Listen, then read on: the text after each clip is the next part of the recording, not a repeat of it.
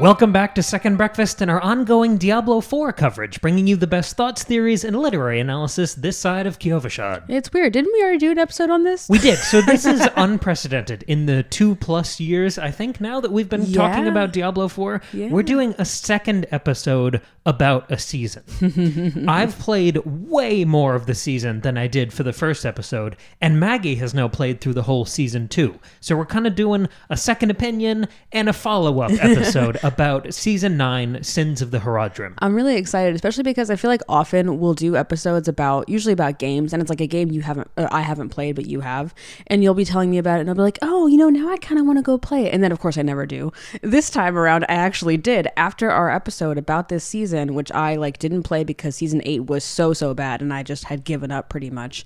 After that discussion, I thought, maybe I'll give it a try. And holy goodness gracious, listener, I loved it so much. Okay, so let's start there, because I was talking about some level of whiplash in my initial experience with the season, because like you, I thought Season 8 was the low point for the entirety of the game so far. 100%. And I think Season 9, and I'll save my impressions till we get to my part, but how would you rank Season 9 compared to the rest of this live service game you've been toiling with for 2 years? I would have to probably go back and really think about it and look back and remind myself of things, but off the top of my head, just looking back right now, it's in the top 3 of all the seasons. Whichever one was the vampire season, maybe that was season 2. Yeah. That one's up there. Then there's one that was, I think it was maybe Loot Reborn or the one right after that. That was 4. 5 was Infernal Hordes. Yeah, those were good, but I think this one is better than 4 or 5 if I'm thinking about it, right? I think season 2 is still so good, but also it's not fair because I wasn't tired of Diablo yet by the time we were on season 2. But this made me really love it again. And I think it comes down to mostly that structure, which you kind of manifested in our season 8 discussion of I want a season of dungeons, and that's what we got.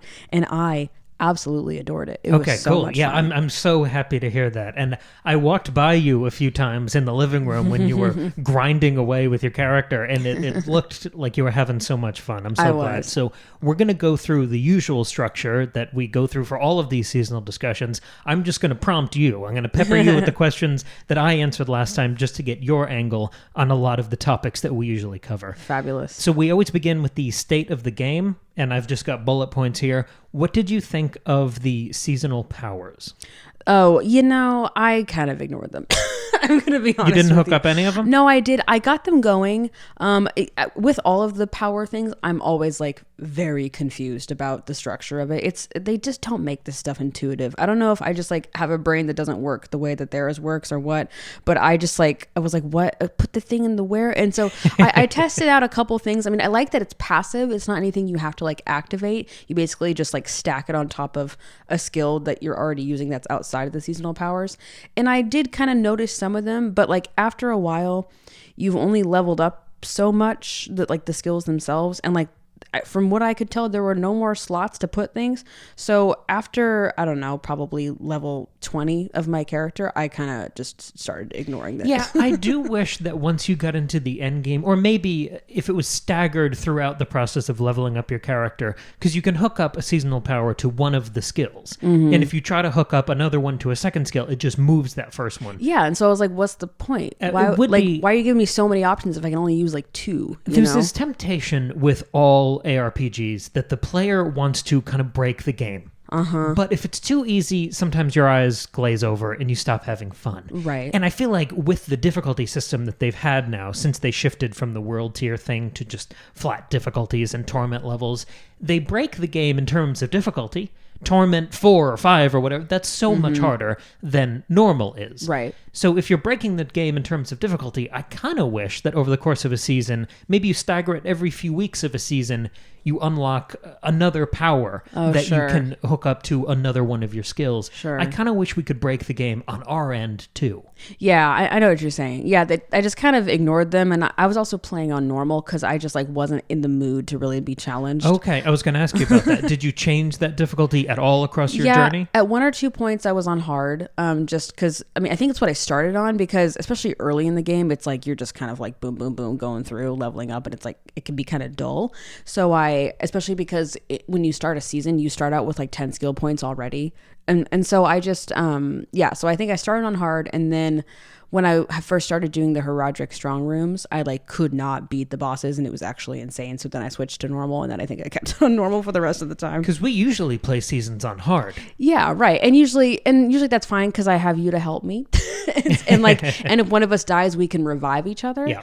Versus like if you're playing alone and you die, you have to like go back to a checkpoint, and that just feels bad. You know, I don't mind dying when I'm playing co-op with you because we revive each other, and then it feels like a teamwork dance, and it's really fun. Playing alone, dying just makes you feel sad. So I totally get that. Yeah, related to the difficulty question, because one of the big things that changes when you increase the difficulty is the rate at which you earn experience. Right. By the end of your season, what level did you reach? I think I was around, I should have checked this. I think I was around 42, maybe 45. I think I hit 46. Yeah. So we're on maybe the same page I there. think it was 45 now that I'm really thinking about it. But I also I languished in getting the whatever currency you're getting. Like I took pretty long breaks in between the regular quest objectives. So I think if I had prioritized the campaign more, I would have finished much sooner. But did you enjoy...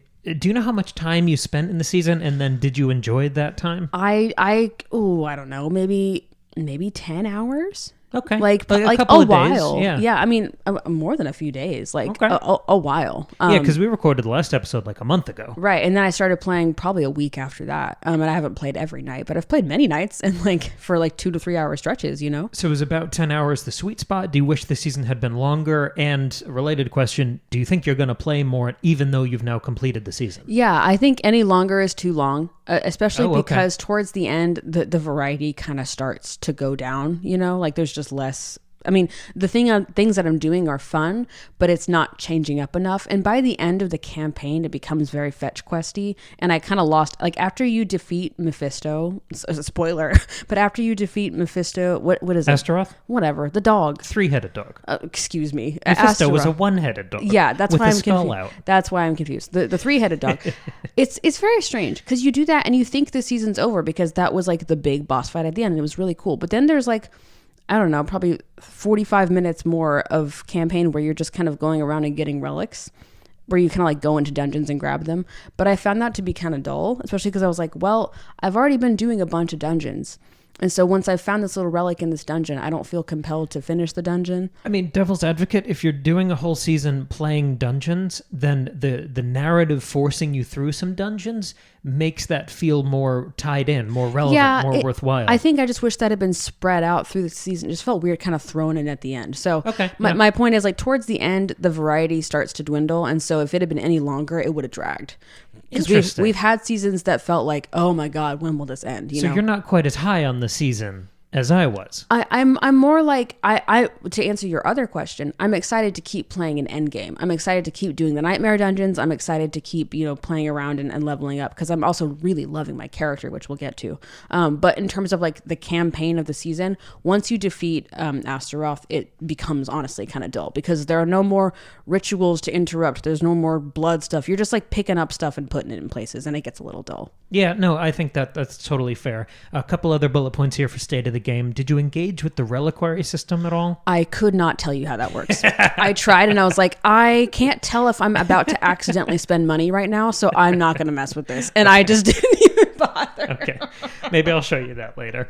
There are some. I think I need a tutorial. There are some items, you collect these favor tokens as you play. Okay, So there are some rewards and gear items and cosmetics that you can claim for free with those tokens. I think I might have claimed one thing, but then I got confused and then I was nervous that I was going to accidentally somehow spend like $1,000 in Bitcoin or something. So I gave up. It's kind of an interesting system, actually. So it's a shift in the way you think about spending currency for the season, because the season itself is free. The campaign is free. You already played through all of that. And you earn these favor tokens. Yeah. So now there are these 4 tabs within the reliquary system. Mm-hmm. One of them is beasts. One of them is weapons. One of them is like gear or armor. Yeah.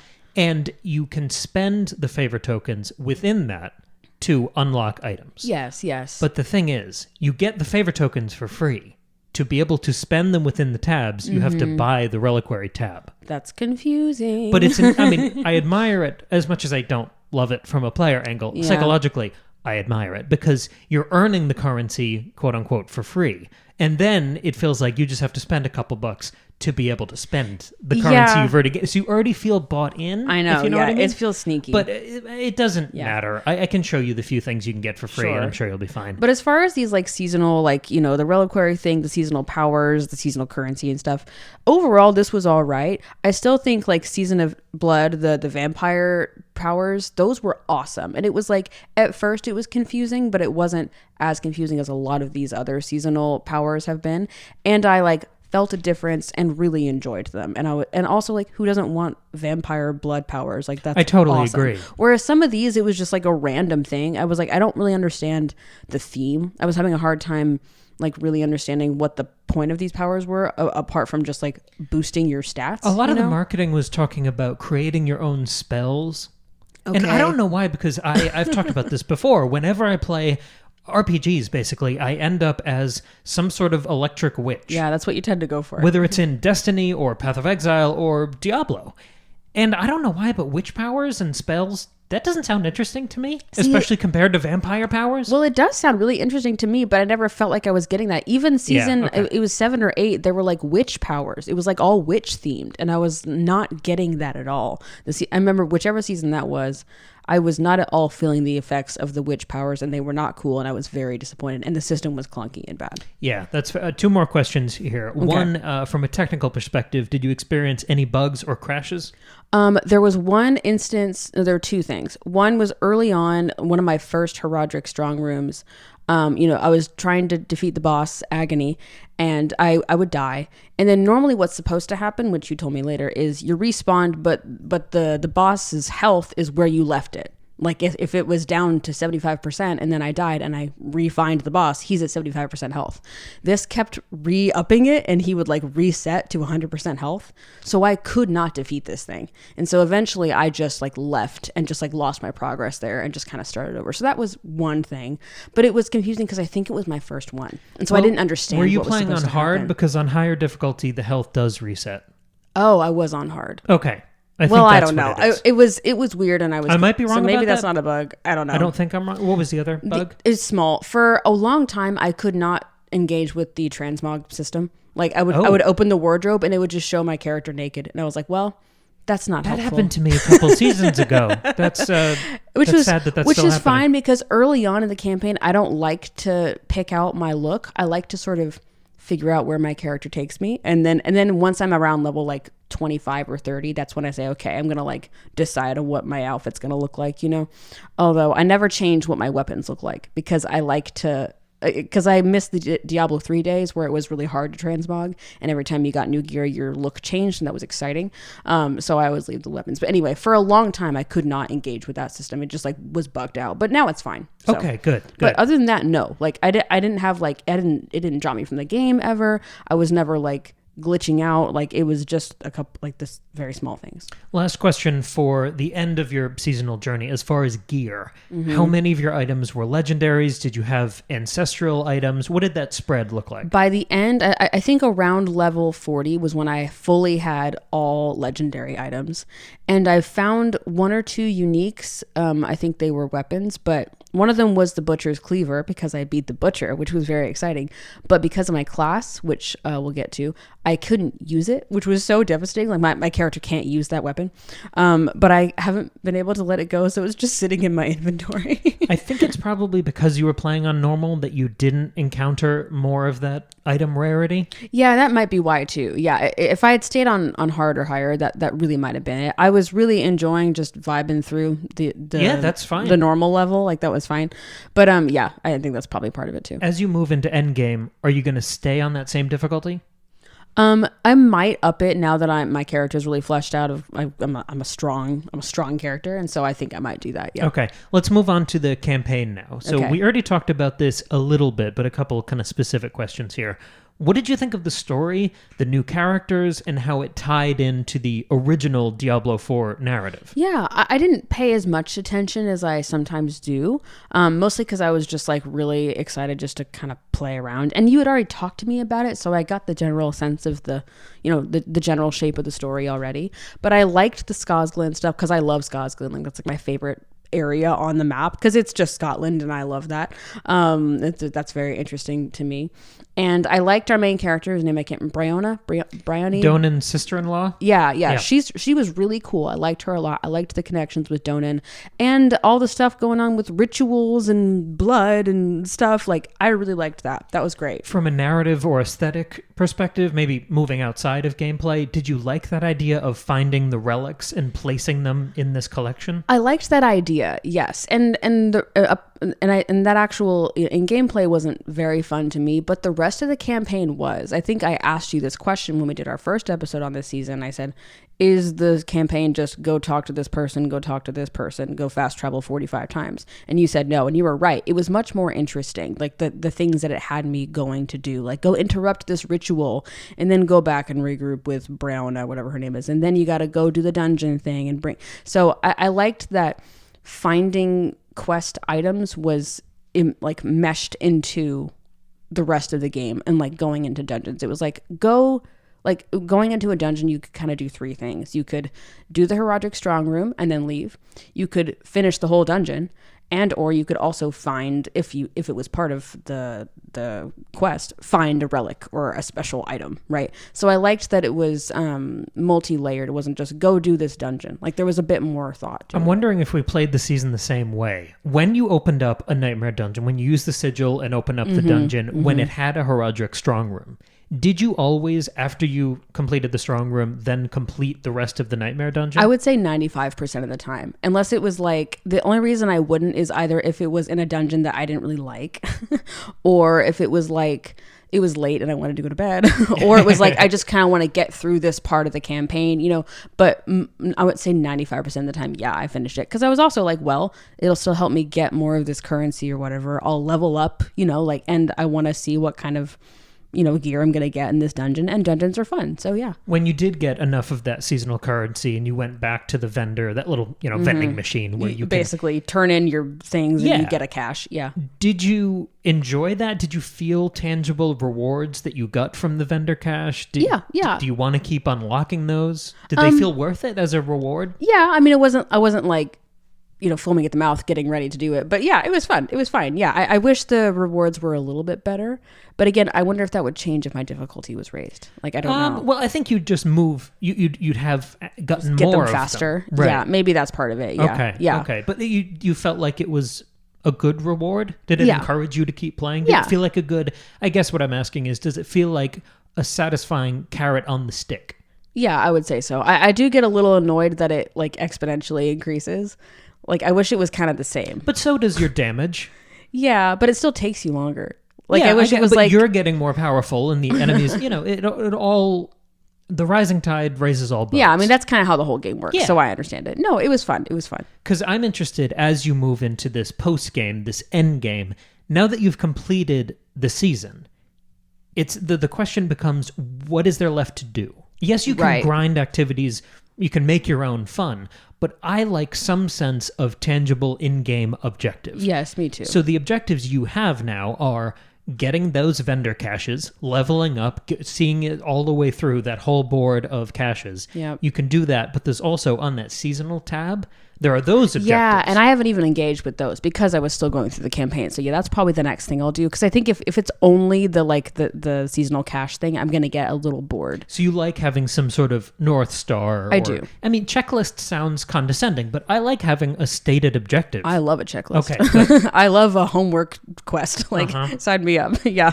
So about the kind of what actually happens during the season, the loop of what you're actually doing with the activities. What did you think of this strong focus on Nightmare Dungeons as opposed to the last 7 or so seasons that have revolved around the Helltide? I mean, I thought it was great. Yeah, I think we talked about this in our first episode on the season, so I won't go too into it, but I hate the Helltide. I just hate it. It's so not for me. Did you think you're burned out on it? Or you'll never enjoy it again? I mean, I might dip in maybe once or twice, but it's just sensory overload, and I don't enjoy it. So did you visit it at all this time? No, I didn't go there one time. Yeah. Because I had a million dungeons to go to, and that's way more fun. And you enjoyed a million dungeons. And there's a lot more variety in the dungeons. That's the thing, is that they're all in different places on the map. They've all got different kinds of enemies and like the layouts of the dungeons. I mean, and the modifiers. Yeah, right. I mean, the Diablo 4 dungeons themselves are pretty formulaic. It's usually like, go find a thing to unlock a door, put a thing on a pedestal. All dungeons are formulaic. Well, yeah, right. But there's still so much in terms of like their design, like the set design, the layout, and the mapping of all the dungeons. They're all art direction. Yeah, they're all. Yeah. Thank you. That's the word. They're all so different, and so I really like it. And I also like that when you're selecting the dungeon, it tells you where it is. So you can think about, oh, do I want to do the one in Hawazar? Do I want to do the one in Nahantu? Do I want to do the one in Skazglen? So you can kind of like figure out what sort of mood you're in and where you want to go on the map. And I think that's fun. Did you like that on those Nightmare Sigils, you could see the modifiers on the dungeon? Would you prioritize the ones that said Herodric Strong Room? Yes, I did that. Okay. And I'm not sure if that's what I was supposed to do, but that's what I did. And what about the escalation sigils? Those were cool. Did you run any of those? I did one or two of those, and that was cool. I liked that. So that, just for posterity, that is basically you run 3 dungeons that are randomized. So you don't know all of the modifiers on the 3. So you run through 3 in a row, and then you fight Astaroth at the end. Did you like that? Did that change it up? That changed it up, and it was great. I liked that it was rare, but it was, I think if it had just been do one dungeon over and over again, I don't mean the same dungeon, but a dungeon, that would have been a little boring. So this was nice. Yeah, I liked it. Sidebar, the rematch with Astaroth. Mm-hmm. Did you think that was interesting? Did that feel cheap? Like within the campaign? Just because you've already fought him in the main Diablo 4 campaign. I don't remember doing that. That was years ago, so it felt fresh to me. Remember it was Donan and Urin and Astaroth? That's when we trapped him in the Soul Stone? I remember that plot point. I just don't remember defeating Astaroth. Okay. But no, I mean, I thought it was great. It was fun. It was really difficult. You know, it was like a proper, again, that's why it felt like the end of the season. It was a proper punishing, like, world-ending boss fight. Multi-level, multi-stage, yes, that's where I was going here. Because you haven't played many, Souls games where you've encountered multi-phase boss fights. Did you like when it split in half and you had the guy and the dog? It was great. It reminded me of Hades when you have to fight yes. The Minotaur and the other guy. What's his name? The one who looks like Tristan. Oh, Tristan's gonna scream at me. What's his name? I know it. The guy in the Minotaur. When you have to fight both of them. That's what it reminded me of. From Saltburn. Yeah. Okay, so moving on to a class discussion. What class did you play as, and then what build did you run? Did you use a build guide? How did it all feel? Oh, honey, I played a rogue, and it's so the right call. It's the best class. I don't want to hear anything else. I know you love the Necro, whatever. Rogue is the best. And I did use a build guide just because, kind of like you, I wanted to set myself up for success on this season.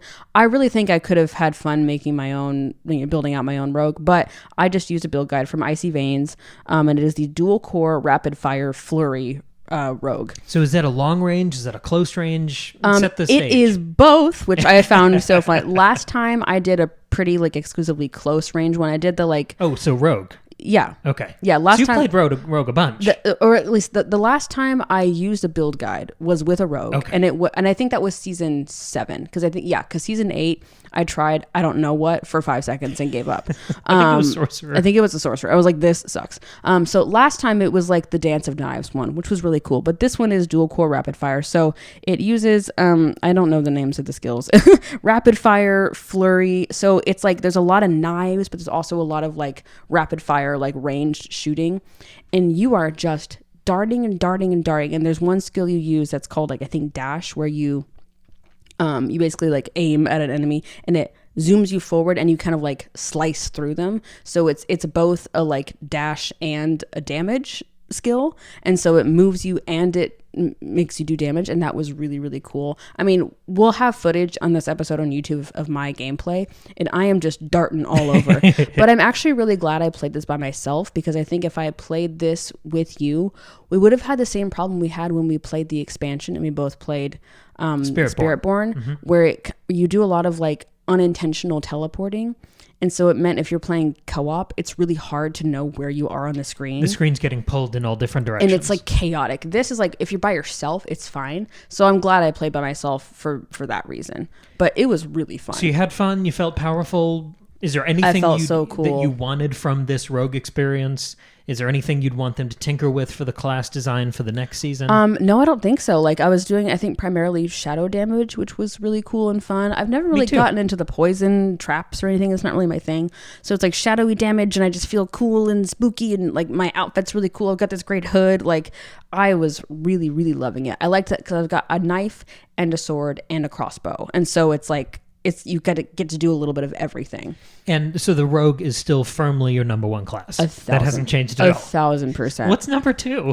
I guess it's Necro, because Necro is really cool. But I think I don't love how much you have to rely on minions with Necro. Well, you don't have to. Yeah, you can do the golem thing. Well, no, even there are runes on that second tab. That's right. Where you can sacrifice your minions and your golem for just a flat damage increase for your character. Maybe I should try that. I think I haven't done that before because I'm like, but what if I need my minions? I don't know. I think I like not having the option. But maybe next time I'll try Necro without minions and see if that works. To build on that a little bit, this is the final point for your half of this discussion. Looking forward to the future. Maybe not to the next expansion, because I assume that'll be a while away now, probably a couple seasons from now. Yeah, probably at least another year. But just looking to a couple months from now, season 10. What are you looking for from that? Do you think there are more system-wide changes they need? Do you just need a cool aesthetic, maybe a vampire-y thing? What do you want from the next season? Are you even going to play the next season? I think I will, because I'm really happy with this one. I think I don't have anything I'm specifically looking for, but I just think what I liked about this season was the way they leaned into the game they already have. They weren't trying to reinvent the wheel. Instead, they were building upon and leaning into existing things, not only like systems and setups in the game, like dungeons, nightmare dungeons, but also leaning into the pre-existing story, not inventing a whole new storyline that feels out of left field and forced in. This felt like a true continuation of, or expansion upon the existing game, and I really liked that. And I felt like in some other seasons I felt like I wasn't playing Diablo. It felt like I was playing a game next to Diablo. This, I felt like, I'm playing Diablo, and it made me like love the game as a whole, and I really liked that. I think it's an ongoing tragedy that the seasonal campaigns are not included, that they're not kept and preserved within the game. Because if I bought Diablo 4 now and I ran through the main campaign, I think this entire narrative would be fantastic as a long chain of a side quest.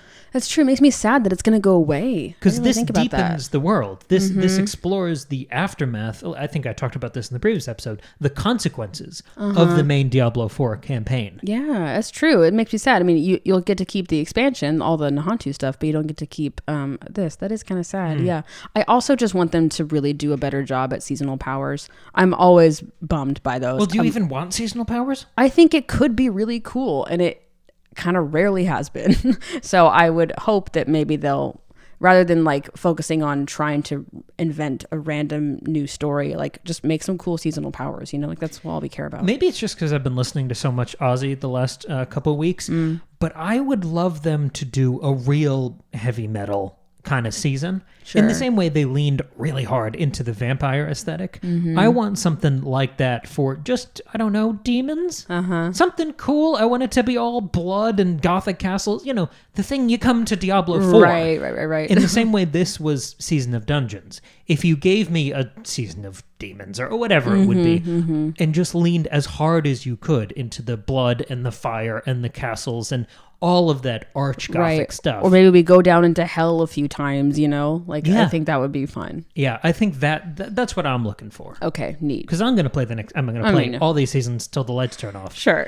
Just because I enjoy the ride and the ups and downs of it. Yeah. Moving into the second half of this discussion. Yeah, so because... that was, Sorry. Well, yeah. So, I played it, but Cam didn't stop playing after our episode. Cam continued to play. Not with me. We played separately on different consoles side by side, which was very fun.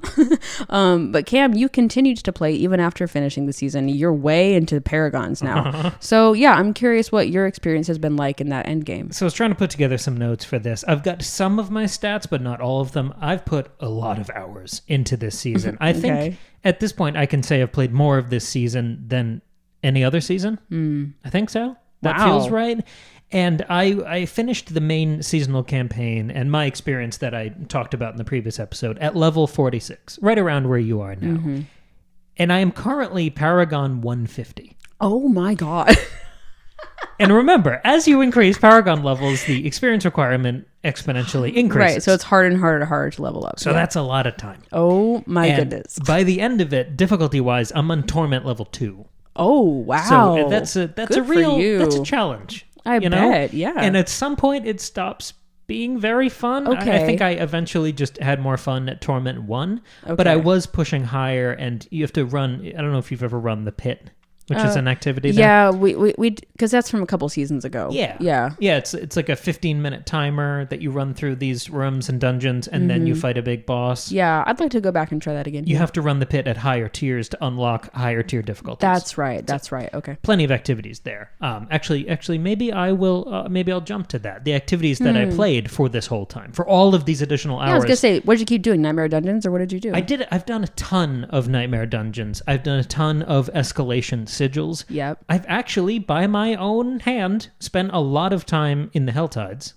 I've run a few Infernal Hordes activities. Yeah. If you remember those from a couple seasons back, those are still going. Where the like demons or whatever from hell come out and do stuff. You're kind of in this one roundish room, and it just keeps throwing waves at you. And you put difficulty modifiers on yourself in between the waves. Yeah. It was fun. Okay, cool. It's still fine. I probably only played 3 or 4 of those. I played the pit a bunch. I even did some lair bosses.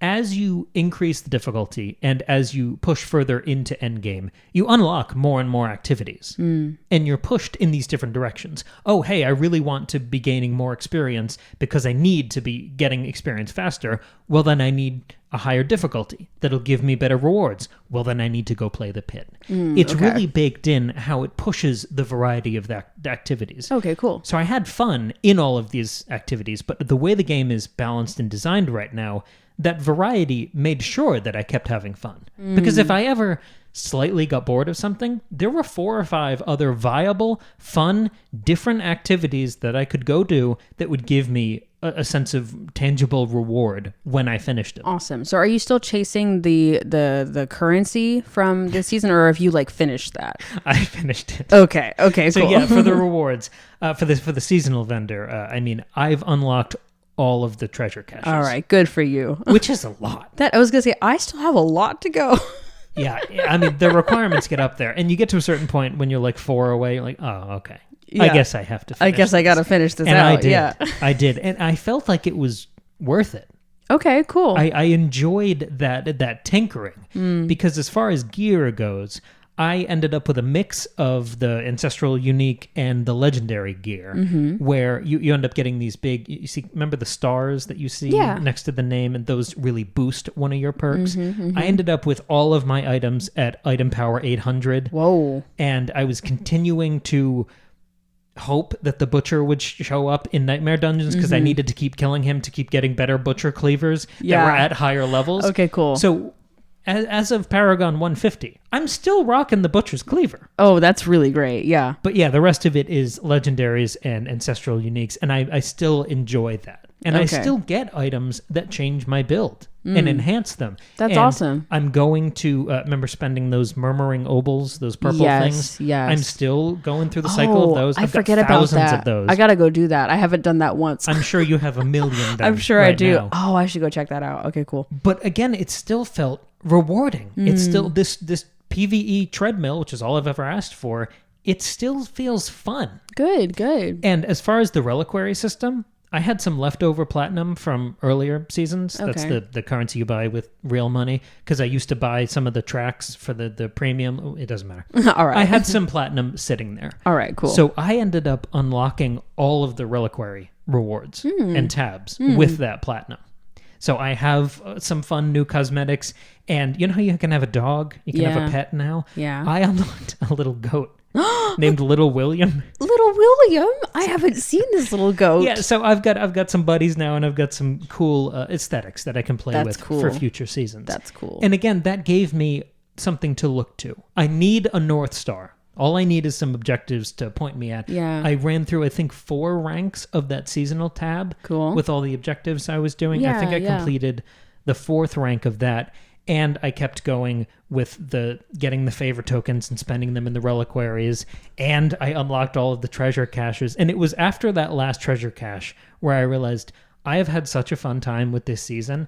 And on and off, I might run a dungeon every week or 2 weeks. Yeah. But I think I realized that was the moment I felt full. Oh, okay. I've had my fill of this season, and I'm happily slowly walking away from weaning it. off. Okay, cool. And this was the question that I really wanted to tackle in these notes.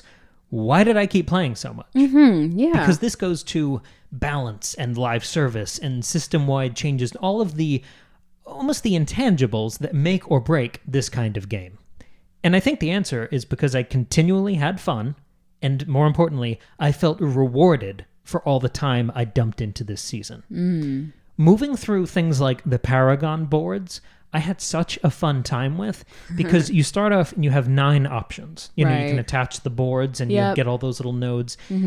Each board is tailored to a different playstyle within that class. Amazing. So I'm playing Necro still. One of them is all about blood. One of them is all about bone. One of them was Shadow, which is the kind of damage I was focusing on. Okay, cool. So I did that one first, and I ran through, and you'd get nodes that were like flat 20% damage increase. Wow. 10%, and then the nodes around it are 10 and 10 and 10. Oh, wow. So you feel much more powerful. Yeah. All of the rewards moving through the Paragon boards, they were tangible. I felt myself getting stronger as I felt the enemies getting stronger.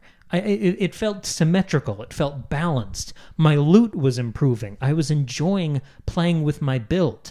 I got those Frostburn boots where you leave a trail of ice. Yeah. And then I got another item, because the thing with the trail of ice is when the enemies step on the ice, they get chilled. Yeah, Which is one of those, attributes that you can then do more damage to chilled enemies or whatever. Yeah. I got another item that massively boosted my cold damage and my damage to chilled enemies. Oh, nice. So then it's stacking. Yeah. So that sort of interplay with my gear alongside these tangible boosts in my power, it's intoxicating. Yeah, that's what you want from an ARPG. Totally. Never mind a live game. And I loved that as I moved to these higher difficulties, whether it was the first Torment or even the second Torment difficulty, they gave you almost quality of life changes to deal with how much more loot you were getting. Oh, I see. Or how much more experience you were getting. For example, at some point it tells you, hey, we're going to just automatically salvage anything below a legendary. Oh. So it doesn't clog up your inventory. That's amazing. Basically a loot filter, functionally a loot filter. That's really cool. You could argue that maybe you should have that as a toggleable option for all difficulties. Because some people will because sometimes you'll get maybe when you're that high up, I don't know, but when you'll get like a yellow item, whatever, which one that is. Rare, yeah. And it's like the stats are like better than your legendary, so you want to like keep it and then apply an affix or whatever and turn it into a legendary. But like I never bother with that because I'm like, I'm just gonna find something else in an hour, so I'm not gonna bother, it might, but some people like to do that, so it might be nice to toggle that option. Yeah, I mean, at some point that stops being relevant because the item power that you're seeing maxes out at 750. Unless it has one of those ancestral with the star with those massively boosted perks. Yeah. Those drop at 800. Okay. So at some point, I wasn't even picking up legendaries anymore unless they had the star. I see. Because going down from 800 to 750 was not tenable in my build. I see. So I loved that I could be more selective, but also that the game was taking care of some of that for me. Yeah, that's helpful. So I always had, the amount of gold and the amount of materials I have now is uncanny. I'm sure it's insane. But I loved that I didn't feel clogged. And even in the, one of my favorite parts of doing these Diablo episodes is the comment section. And even in our previous season 9 episode, in the comments over on YouTube, support us there, like and subscribe, I saw a lot of people say that they still felt like there was too much loot dropping or that they did feel kind of overwhelmed or clogged with loot. And I feel bad that other people have had that experience, but running through Paragon 150, I just haven't experienced that. That's interesting, because I felt like it was a little too much, but not as bad as it was a couple seasons ago. It was worse for a while. It was insane how much loot you had to like sort through. But I wonder how much that changes based on difficulty, like, and like you're saying, once you get to this higher difficulty, it automatically filters out stuff. So yeah, I wonder how much that varies. But I mean, I'd always rather have options. I don't want to like be struggling to find loot, like it's annoying but sometimes it's just like, okay, I'll take a second. I'm just going to drop everything that's below, yellow, And maybe my tolerance is just higher because of all the years in Destiny 2 and these other games that are all about inventory and loot screens. Yeah. And in each slot, you can hold like 9 items in Destiny. So having this bigger kind of lattice of items in Diablo, I don't know, I feel freer there. Yeah. So I don't know, maybe it just doesn't bother me as much. But to kind of draw a line under a lot of this discussion, this season, Sins of the Herodrim, is what I want from a live service game. 100%. It's not perfect. It's never going to be perfect. This type of game can't be perfect. Yeah. It's intangible. It's evolving. It's a goal, but it's never really achieved. They just take another stab at it every few months. But this was a hamster wheel of fresh PvE content. And for me, for this game, for this genre, what I want is dungeons and modifiers.